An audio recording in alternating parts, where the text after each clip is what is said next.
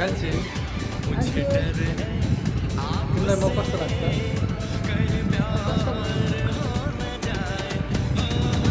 पहिला पहिला त राम्रो मान्थ्यो होला है, आज चाहिँ के मान्छौ?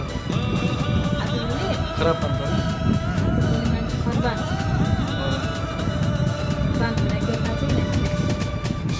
किन खराब मान्छौ? सायद मैले पैसा कमाउनु सकेर होला। पैसा कमायो दल भरे विदेश जाऊ जाऊ भन्दा भन्दै विदेश जाने मानेन। के गर्छ साथीहरू, कहिलेको इन्डिया कहिलेको नेपाल गरियो भनौँ। त्यस्तो गर्दा गर्दै आधा उमेर गइगयो, पाहाडदेखि तराईतिर छिरेको पनि लगभग भइगयो 6-7 वर्ष। गाइज अहिलेसम्म हामीले एउटा घर पनि बनाउनु सकेको छैन।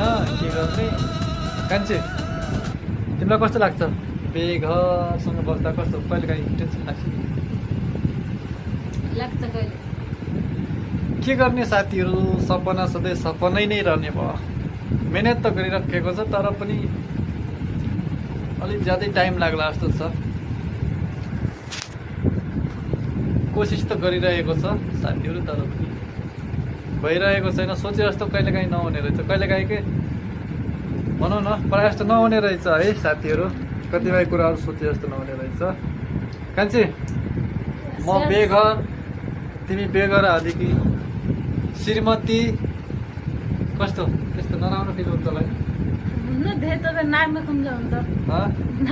त्यस्तै लाग्छ मलाई त। मलाई त गिल्टी फिल लाग्छ यार, किनकि यत्रो भइसक्यो तराईतिर आएको पनि घरसर बनाउन सकिएको छैन, बेघरै भएर बसेको छ अरूकै घरमा। दिदीको घर हो।